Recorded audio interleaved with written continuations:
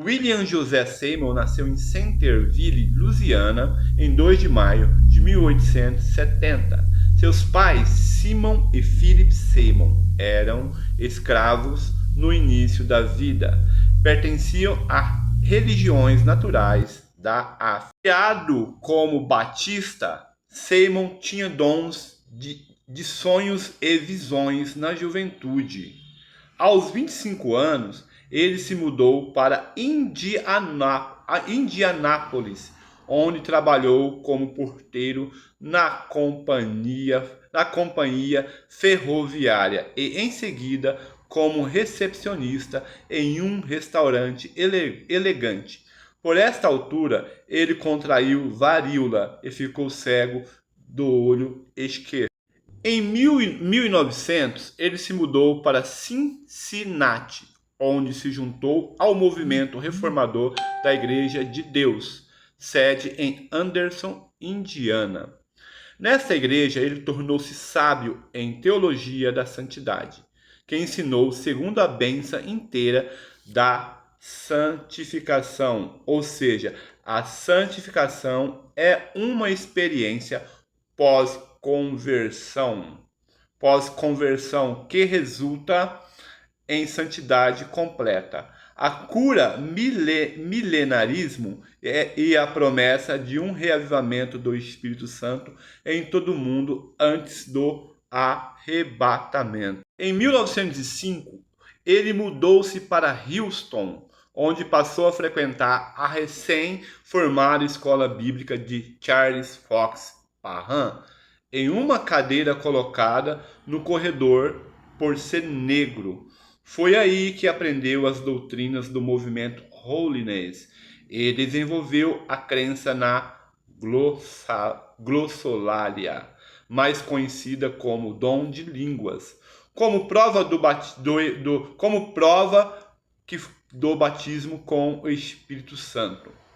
Seymour mudou-se depois para Los Angeles, onde passou a exercer o pastorado em uma igreja da metrópole nascente.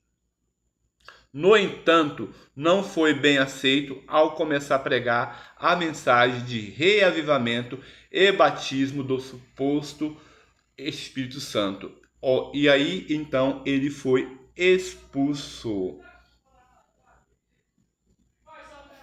Na procura por um lugar para continuar seu trabalho, ele fundou sua própria igreja num templo abandonado da Igreja Metodista Africana em Los Angeles, localizado na Rua Azusa.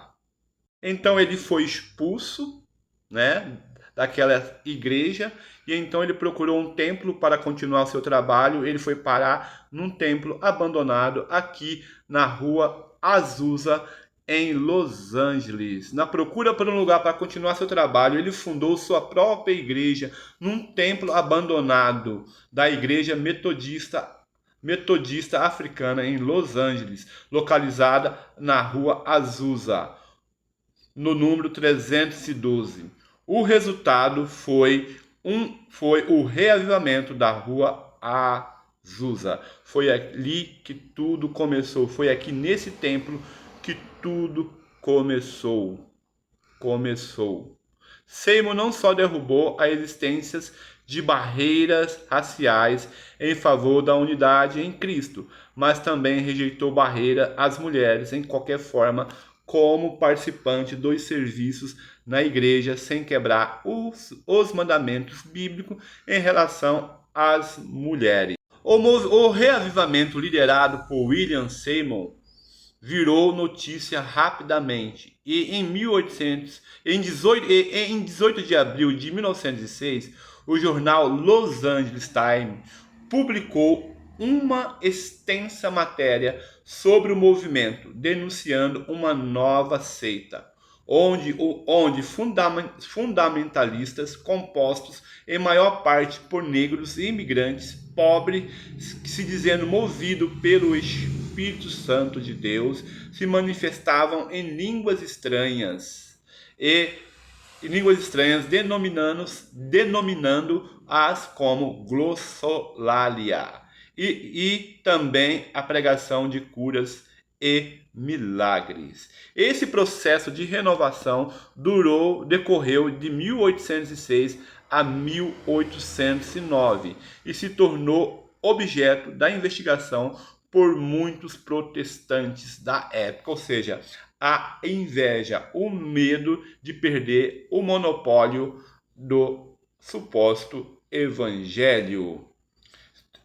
Em 1909 se tornou, em 1900 durou, esse processo de renovação decorreu de 1906 a 1909 e tornou-se objeto de investigação por muitos protestantes da época.